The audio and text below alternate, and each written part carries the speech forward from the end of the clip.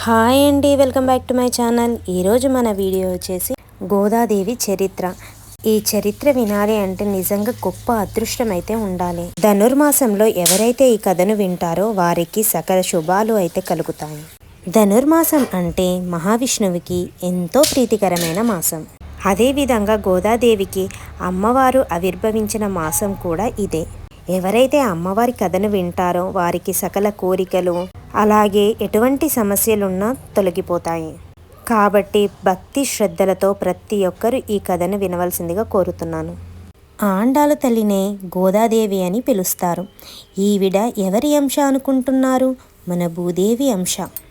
భూమిపైన ఈ కలియుగంలో భక్తి తగ్గిపోతున్న సమయంలో భూదేవి మహావిష్ణువుని మరలా ఈ భూమిపైన అవతారమెత్తమని వేడుకుంటుంది.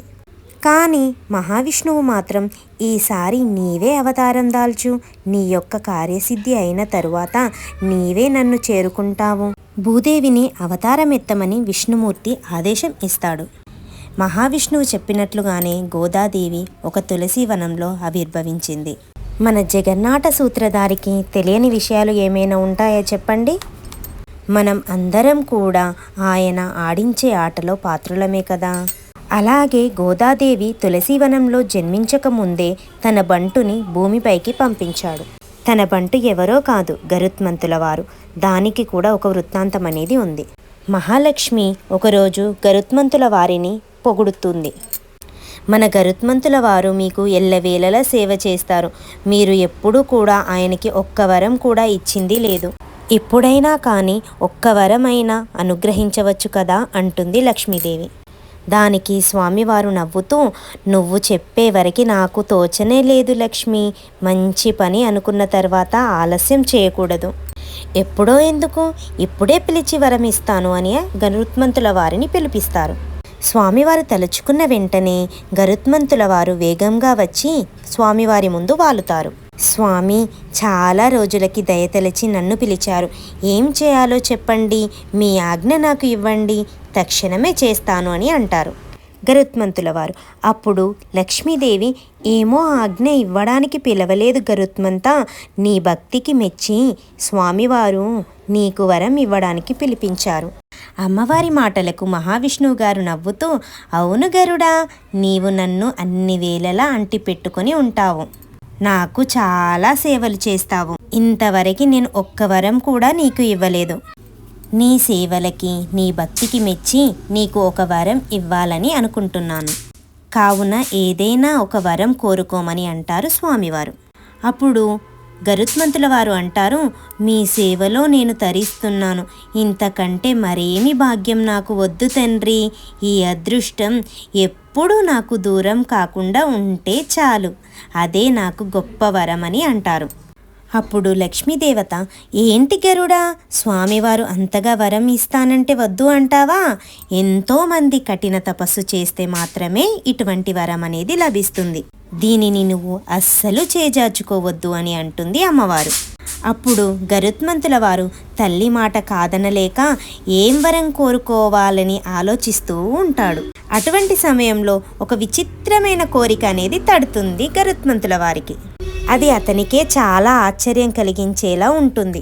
తల్లి, ఇటువంటి కోరిక నా మనసులో ఎలా వచ్చిందో నాకే అర్థం కావడం లేదు. మీరు అనుగ్రహించిన తరువాతే నాకు ఇలా అనిపిస్తుంది. నేను కోరుకున్నాక మీరు మాత్రం అస్సలు తప్పుగా అనుకోకూడదు అంటారు గరుత్మంతుల వారు. అప్పుడు మహావిష్ణువు, ఎటువంటి సంకోచం, ఎటువంటి భయం నీ మనసులో పెట్టుకోకుండా అడుగు గరుడా అంటారు. స్వామి, నాకు మీ కాళ్ళు కడిగి కన్యాదానం చేసి మీకు మామగారు కావాలనే కోరిక ఉంది అంటారు. గరుత్మంతుల వారి కోరిక విని లక్ష్మీదేవికి చాలా ఆశ్చర్యం కలుగుతుంది.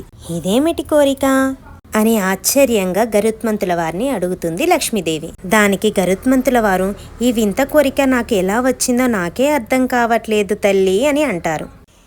ఈ కోరిక పుట్టించింది కూడా నాకు తెలిసి స్వామిగారే అనిపిస్తుంది అని అంటారు గరుత్మంతుల వారు. అప్పుడు లక్ష్మీదేవి మనసులో అనుకుంటుంది, అవును, ఏ నాటకానికి ఎక్కడ బీజం వేయాలో స్వామివారికే తెలుస్తుంది అని అనుకుంటుంది. ఈ వరం ప్రకారం గరుత్మంతుల వారు తమిళనాడులో శ్రీ విల్లిబుద్దూరు అనే ఊరిలో విష్ణుచిత్తుడు అనే పేరుతో జన్మిస్తాడు. ఇలా ఆయనకి ఊహ తెలిసినప్పటి నుండి ఒక పూల తోటని పెంచుకుంటూ అక్కడి పూలను తులసిమాలను కట్టి అదే ఊరిలో ఉన్నటువంటి వటపత్ర సాయి అనే స్వామికి ఈయన చేసిన మాలలతో చాలా అందంగా అలంకరించేవాడు. ఇదే విధంగా తన సంతోషమైన జీవితాన్నైతే గడుపుతున్నాడు. ఈయన బ్రహ్మచారిగా ఉండాలనైతే నిర్ణయించుకుంటాడు. నా జీవితం మొత్తం స్వామివారికే అంకితం అని అనుకుంటాడు. కానీ ఈయనను చూసి ఊర్లో వాళ్ళందరూ అసూయపడుతూ ఉంటారు. ఎందుకంటే స్వామివారిని అంత అందంగా అలంకరించడం మొదలుపెట్టిన తరువాత ఆయన చేసే పూజా విధానం అందరికీ మెచ్చి భక్తుల సంఖ్య అనేదైతే పెరుగుతుంది. భక్తులు కూడా అతని భక్తిని చూసి ఓపికని చూసి ఎంతో గౌరవం ఇచ్చేవారు. గుడికి వచ్చేటువంటి భక్తులు కేవలం ఆయన చేసే అలంకారాన్ని చూసి వచ్చేవాళ్ళు ఎంతో మంది ఉన్నారు. ఆయన అలంకరించిన తర్వాత స్వామిని చూడడానికి మన 2 కళ్ళు సరిపోవు అనేట్లుగా ఉండేవారు స్వామివారు. కానీ అందరూ పొగుడుతుంటే ఆ ఊర్లో వాళ్ళందరికీ నచ్చేది కాదు. అందరూ విష్ణుచిత్తుడికి జేజేలు కొడుతున్నారు, ఈ విష్ణుచిత్తుడు రాకముందే బాగుండేది మన ఊరు అని అనుకుంటారు. అందరూ మన మాటకి విలువ ఇచ్చేవారు అని అనుకుంటారు. అప్పుడు తల్లి ఆవిర్భావానికి ఒక్కరోజు ముందుగా గుడిలోని అఖండ దీపం అయితే ఆరిపోతుంది. అప్పుడు అందరూ అనుకుంటారు ఏదో అశుభం జరిగబోతుంది అని. అప్పుడు అందరూ భయపడిపోతుంటారు, ఏదో ఒక ఆపద అయితే జరగబోతుంది, అందుకే అఖండ దీపం ఆరిపోయింది అనుకుంటారు. ఇప్పుడు అతనిపై అసూయ ఉన్న వాళ్ళందరూ అనుకుంటారు దీన్ని విష్ణుచిత్తునిపై తోసేద్దాం, అతని స్థానంలోకి అనంత శాస్త్రి అనే అతను వద్దామని అనుకుంటాడు. విష్ణుచిత్తుణ్ణి పొగడడం అసలు అనంత శాస్త్రికి నచ్చేది కాదు. ఆ సమయంలోనే రంగనాథుల స్వామివారు యతీంద్రుల రూపంలో అక్కడికి వస్తారు. ముందుగా గర్భగుడిలో ఉన్న స్వామివారిని అయితే దర్శించుకుంటారు. పూజారి గారు యతీంద్రుల వారికి నమస్కరిస్తూ మీరెవరు అని అడుగుతాడు. అప్పుడు అతను నన్ను అందరూ కూడా భరద్వాజ యతీంద్రుడు అని అంటారు. నాది బద్రికా ఆశ్రమం. దేశంలో ఉన్న అన్ని వైష్ణవాలయాలను దర్శిస్తూ ఈరోజు వటపత్ర సాయి అయిన రంగనాథ స్వామిని దర్శించుకోవాలని ఇక్కడికి వచ్చాను. వెంటనే ఆలయ అర్చకులు అతని తేజస్సును చూసి ఇతను గొప్ప జ్ఞాని అయి ఉంటాడు అని గ్రహిస్తాడు. అప్పుడు స్వామివారిని స్వామి ఆలయంలో ఉన్న అఖండ దీపం ఉన్నట్టుండగా ఆరిపోయింది, దీనికి కారణం ఏమై ఉండొచ్చో కొంచెం చెప్తారా అని అడుగుతారు. ఆయన ఆలోచించి మీ ఆలయంలో ఎన్నో ఏళ్లుగా అపచారాలైతే జరుగుతూ ఉన్నాయి, అందుకే స్వామివారు ఓర్పు నశించి ఆగ్రహించాడు, కనుకే దీపం కొండెక్కింది అని చెప్తాడు. ఇప్పటికైనా పరిహారం చేయకపోతే ఊరు మొత్తం వల్లకాడవుతుంది అంటారు. ఆ స్వామివారి చెప్పిన మాటలకి అక్కడున్న బ్రాహ్మణులందరూ భయపడి ఎవరి వలన అపచారం జరిగింది స్వామి అని అడుగుతారు. అప్పుడు స్వామివారు మీలో విష్ణుచిత్తుడు ఎవరు అని అడుగుతారు. ఆ సమయంలోనే ఆలయంలోనికి వస్తున్న విష్ణుచిత్తుడు నేనే స్వామి విష్ణుచిత్తుణ్ణి అని చెప్తాడు. నీవేనా ఇంతటి ద్రోహానికి పాల్పడ్డావు అని అంటారు. అప్పుడు అతను ఆశ్చర్యంగా నేనేం ద్రోహం చేశాను స్వామి, స్వామివారికి నిత్యం పూలమాలలను తులసిమాలను వేసి అలంకరిస్తున్నాను, నాకు స్వామివారు తప్ప మరో లోకం లేదు, నేను ఒక బ్రహ్మచారిని, నిత్యం భక్తితో స్వామివారిని పూజలతో సేవించుకుంటూ ఉంటాను. అప్పుడు స్వామివారు అంటారు నీవు ద్రోహం చేస్తున్నావని నేను చెప్పట్లేను, బ్రహ్మచారిగా ఉండి పూజలు చేస్తున్నావు కదా, నిత్య కళ్యాణ చక్రవర్తి అయిన స్వామివారిని ఒక బ్రహ్మచారి పూజలు చేయడం అపచారం కదా అంటారు. అదేంటి స్వామి, నారద మహర్షి, తుంబరులు, హనుమంతుల వారు వీళ్ళందరూ బ్రహ్మచారులు కాదా ఏంటి అని ప్రశ్నిస్తాడు. వారు స్వామివారికి అత్యంత ప్రియమైన భక్తులే కదా అని కూడా అంటారు. అప్పుడు స్వామివారికి కోపం వచ్చి నువ్వు వారితో పోల్చుకుంటున్నావా, వారు బ్రహ్మమానస పుత్రులు, వారు కారణ జన్ములు, ఈ సృష్టిని సక్రమంగా నడిపించడానికి మానవులు తప్పకుండా గృహస్థ జీవితాన్ని సక్రమంగా నడిపించి నిర్వహించాలి. నా అటువంటి సన్యాసులు కూడా ముందుగా గృహస్థ జీవితాన్ని అనుభవించి తరువాత సన్యాసాన్ని పుచ్చుకుంటారు. అలాంటి భార్యాబిడ్డలు లేని నీవు స్వామివారిని పూజించడం అపచారం అంటారు. ఆయన మాటలకి అక్కడ గుడిలో ఉన్న ఆడవాళ్ళు ఏమిటి స్వామి అతన్ని అలా అంటున్నారు, ఈ విష్ణుచిత్తుడు స్వామివారిని అలంకరించిన తర్వాతే స్వామివారిని చూడడానికి చాలా ప్రాంతాల నుండి ప్రజలైతే వస్తున్నారు, అసలు ఆయన రంగనాథుణ్ణి ఎంత బాగా అలంకరిస్తాడంటే మన 2 కళ్ళు సరిపోవు అని చెబుతారు. ఆడవాళ్ళ మాటలు పట్టుకొని మీరు ఈ మాటల్ని పెడదారి పెడితే మాత్రం ఈ ఊరు మొత్తం వల్లకాడు అవడం ఖాయం అంటారు స్వామివారు. ఇంకా వెంటనే విష్ణుచిత్తుని చూస్తూ చెప్పు విష్ణుచిత్త, వివాహం చేసుకుంటావా లేదా స్వామివారిని ఊరుని విడిచి బయటికి వెళ్ళిపోతావా అని అడుగుతాడు. నేను సంసార బంధంలో చిక్కుకోవాలని అస్సలు అనుకోవడం లేదు. నా జీవితం మొత్తం స్వామివారికే అంకితం చేయాలని నిర్ణయించుకున్నాను. నా ప్రాణాలు పోయినా సరే నా జీవితం మొత్తం స్వామివారికే అంకితం అని అంటాడు. అయితే నేను చెప్పింది నువ్వు వినట్లేవు కదా, వెంటనే ఊరిని విడిచిపెట్టి వెళ్ళు అంటాడు. కానీ ఇక్కడున్న ఆడవారందరూ, అమ్మలందరూ నీవు స్వామివారిని అలంకరించాలని కోరుకుంటున్నారు కాబట్టి నీకొక 10 రోజులు గడువు ఇస్తున్నాను. మర్యాదగా ఈ 10 రోజుల్లో నీ నిర్ణయాన్ని మార్చుకొని నీవు పెళ్లి చేసుకొని గృహస్థుడిగా మారినప్పుడు మాత్రమే స్వామివారి సేవకి నీవు అర్హుడవుతావు అంటారు. లేదంటే శాశ్వతంగా స్వామివారి సేవకు దూరం అవుతావు అని కూడా అంటారు. ఇంకా స్వామివారి చెప్పడమే ఆలస్యం. అనంత శాస్త్రికి విష్ణుచిత్తుడంటే కోపం అని చెప్పాను కదా, అతని అనుచరులతో కలిసి విష్ణుచిత్తుని బయటకి తోసివేస్తాడు. అప్పుడు విష్ణుచిత్తుడు ఏమీ తోచలేని పరిస్థితుల్లో ఉండి ఏడ్చుకుంటూ బయటకు వెళ్ళిపోతాడు. ఇంకా అదే బాధలో ఉండి నిద్రాహారాలు మాని ఏడుస్తూ ఉంటాడు. స్వామివారిని తలుచుకుంటూ ఉంటాడు.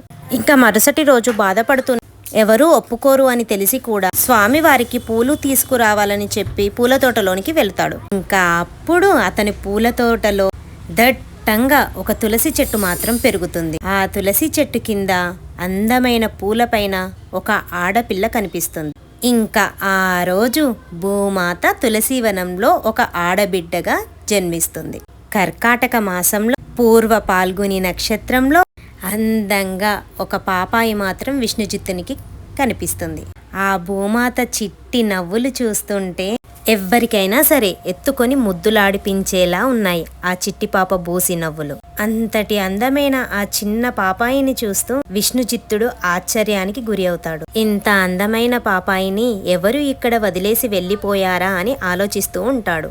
అసలు ఎవరికి ఇటువంటి చిన్న పాపాయిని వదిలిపెట్టి వెళ్లాల్సి వచ్చిందా అని అనుకుంటాడు. అక్కడ అంతటా చూస్తాడు, కానీ ఎవ్వరూ కనిపించరు. ఇంకా అక్కడ ఎవ్వరూ కనిపించకపోయేసరికి ఊర్లోకి వెళ్ళి అందరినీ అడుగుతాడు. ఎవరైనా పాప కనిపించడం లేదా? ఇలా నాకు నా పూల తోటలో ఒక పాప కనిపించింది, ఏడుస్తూ ఉంది అని అంటాడు. ప్రతి ఒక్కరూ మాకెవరో తెలియదు అని జవాబిస్తారు. ఇంకా ఇప్పుడు చూడండి ఒక అద్భుతం. పాప దొరికిన వెంటనే గుడిలో అఖండ దీపం మాత్రం చాలా అద్భుతంగా ప్రకాశవంతంగా వెలుగుతుంది. ఇంకా అక్కడ ఉన్న వాళ్ళందరూ ఆశ్చర్య ఆనందాలతో అసలు ఇలా ఎలా జరిగింది అని ఆలోచిస్తూ ఉంటారు. అప్పుడు విష్ణుచిత్తుడు ఆ పాపాయిని తీసుకొని గుళ్ళోకి వస్తాడు. ఈ పాప నాకు తులసీవనంలో దొరికింది. ఈ పాప ఎవరో కూడా నాకు తెలియదు. ఈ పాప ఎవరో అని ఊళ్ళో అందరినీ అడిగి తెలుసుకోమని చెబుతాడు. ఇంకా అనంతశాస్త్రికి మళ్ళీ సమయం దొరికింది విష్ణుచిత్తుల వారిని సూటిపోటు మాటలు అనడానికి. ఈ విష్ణుచిత్తుడు బ్రహ్మచారి కదా, ఇలా పాప ఎలా వచ్చింది? ఇతను ఎవరికీ తెలియకుండా సంసార జీవితాన్ని సాగిస్తున్నాడు అని అక్కడ ఉన్న వారితో అంటాడు. అప్పుడు విష్ణుచిత్తునికి కోపం వచ్చి, నేను స్వామివారి సాక్షిగా చెబుతున్నాను, నాకు ఈ పాప ఎవరో తెలియదు. అందుకే కదా చెప్తున్నాను, ఈ పాప ఎవరు అని అడుగుతున్నాను, అందరినీ అడిగి తెలుసుకోమంటున్నాను అని అంటాడు. ఇంకా అఖండం వెలిగిందని ఊర్లో అందరికీ తెలిసి అఖండ దీపాన్ని చూడ్డానికైతే అందరూ వస్తారు. ఇంకా అక్కడికి వచ్చిన వాళ్ళందరూ ఈ పాప ఎవరో కారణ జన్మురాలిలాగా ఉంది, జనక మహారాజుకి సీతాదేవి దొరికినట్టు మీకు ఈ పాప కనిపించింది అని అంటారు. ఇంకా అప్పటికి కూడా విష్ణుచిత్తుల వారు అందరినీ ఈ పాప ఎవరిది, ఎవరి పాప ఈ పాప అని అడుగుతాడు. ఇంకా అందరూ స్వామివారి సాక్షిగా మాకు ఈ పాప ఎవరి పాపో తెలియదు అని అంటారు. ఇంకా ఎవరి పాప తెలియని పాపను నేను ఇలా వదిలేయలేను, కాబట్టి నేనే ఈ పాపకి తల్లి తండ్రి అయి నేనే పెంచుకుంటాను అని అంటాడు. ఇంకా స్వామివారి పాదాలపై అయితే పాపని పెడతాడు. అప్పుడు ఇంకా ఒక అద్భుతం అనేది జరుగుతుంది. రంగనాథ స్వామివారి పైన ఉన్న పూలమాల అయితే బిడ్డ పైన పడతాయి. ఇంకా ఆ అద్భుతాన్ని చూసిన పూజారి వారు ఏమంటారంటే, ఇంకా స్వామివారు కూడా నిర్ణయించారు, విష్ణుచిత్త ఈ పాప నీ పాపే, తీసుకొని వెళ్ళు, నీతో సేవ చేయించుకోవడం స్వామివారికి ఇష్టం, అందుకే స్వయంగా స్వామివారే ఆ పాపాయిని నీకు కనిపించేలా చేశాడు అంటారు పూజారి గారు. ఇంకా పూజారి మాటలకి సంతోషపడిన విష్ణుచిత్తుడు ఆ పాపాయిని పెంచుకోవడానికి సిద్ధపడతాడు. ఆ బిడ్డకు స్వామివారి సమక్షంలోనే గోదాదేవి అని నామకరణం చేస్తారు. అలా ఒకరోజు పాపని ఆడిస్తున్నప్పుడు పాప ఉన్నట్టుండిగా గట్టిగా ఏడుస్తుంది. ఎంత ఊరుకోబెట్టినా కూడా ఊరుకోవట్లేదు, గుక్కబెట్టి ఏడుస్తుంది పాప. అక్కడున్న ఆడవారందరికీ విష్ణుచిత్తుడు అంటే ఇష్టమే కదా, ఇంకా వాళ్ళు కూడా పాపని ఊరుకోబెట్టడానికైతే ప్రయత్నం చేస్తారు. ఇంకా అప్పటికీ కూడా పాప అయితే ఊరుకోదు. ఇంకో పాపకి కడుపులో నలతగా ఉందేమో అని భావించి వైద్యుడి దగ్గరికి తీసుకెళ్తారు. అప్పుడు వైద్యుల వారు అంటారు, పాపకి ఎటువంటి ఇబ్బంది లేదు, పాపని ఊరుకోబెట్టే ప్రయత్నం అయితే చేయండి అని వారితో చెప్తాడు. ఇంకా ఏ తల్లిదండ్రికైనా పిల్లలు ఏడిస్తే భరించలేరు కదా. అప్పుడు విష్ణుచిత్తుడు కూడా, అయ్యో నేనే తల్లినై నేనే తండ్రినై పాపని పెంచుతున్నాను, నాకు మాత్రం తల్లిలా ఎలా లాలించాలో తెలియడం లేదు అని బాధపడతాడు. అలా అనుకుంటూ స్వామివారి ఆలయం దగ్గరికైతే వెళ్తాడు. అదే సమయంలో గుడి దగ్గర వేద పారాయణం అయితే జరుగుతూ ఉంటుంది. ఇంకా విష్ణుచిత్తుడు వేద పారాయణం జరిగే ఉన్నట్టుండి పాప ఏడు పాపడం అవుతుంది. ఉన్నట్టుండి స్వామివారి వేదపారాయణం విని పాప ఏడు పాపడం చూసి విష్ణుచిత్తుడు ఆశ్చర్యపోతాడు. ఇంకా విష్ణుచిత్తుడికి ఒక ఆలోచన అయితే వస్తుంది. అంటే పాపకి స్వామివారి నామాలు, స్వామివారి సంకీర్తనలు ఏవైనా దేవుని సంకీర్తనలు వినడం వలన పాప ఏడు పాపుతుందని అర్థమవుతుంది. ఇంకా ఆ రోజు నుండి పాప ఆయన్ని స్వామివారి సంకీర్తనలతో లాలించడం మొదలు పెడతాడు. ఈ విధంగా గోదాదేవి విష్ణుచిత్తుని ఆలన పాలనలో పెరుగుతూ ఉంటుంది. మాటలు నేర్చినప్పటి నుండి ఇప్పటి నుండి కృష్ణ కథలను అడిగి మరీ నేర్చుకుంటూ ఉండేది. కృష్ణుని కథలను చెప్పకపోతే కనీసం భోజనం కూడా చేసేది కాదు. అన్నింటికీ కూడా నా కృష్ణుడు అనుకుంటూ తను కూడా కథలను చెబుతూ ఉండేది. విష్ణుచిత్తుడు కూడా పాప ముద్దు మాటలను వింటూ ఇంకా తన ఆలన పాలన చూస్తూ ఉండేవాడు. అలాగే స్వామివారికి పూల సేవలు, అలంకారాలు చేస్తూ గడిపేవాడు. ఇంకా గోదాదేవి గురించి మరికొన్ని చక్కని విషయాలను మనం పార్ట్ 2లో అయితే తెలుసుకుందాం. ఈ వీడియో కనుక మీకు నచ్చినట్లయితే లైక్ చేయండి, షేర్ చేయండి, కామెంట్ చేయండి. మరిన్ని ఇటువంటి వీడియోల కోసం నా ఛానల్ని అయితే సబ్స్క్రైబ్ చేసుకోండి. జై శ్రీకృష్ణ. ఓం నమో నారాయణాయ. ఈ కథ ద్వారా గోదాదేవికి నా నమస్కారాలు చెప్పుకుంటున్నాను.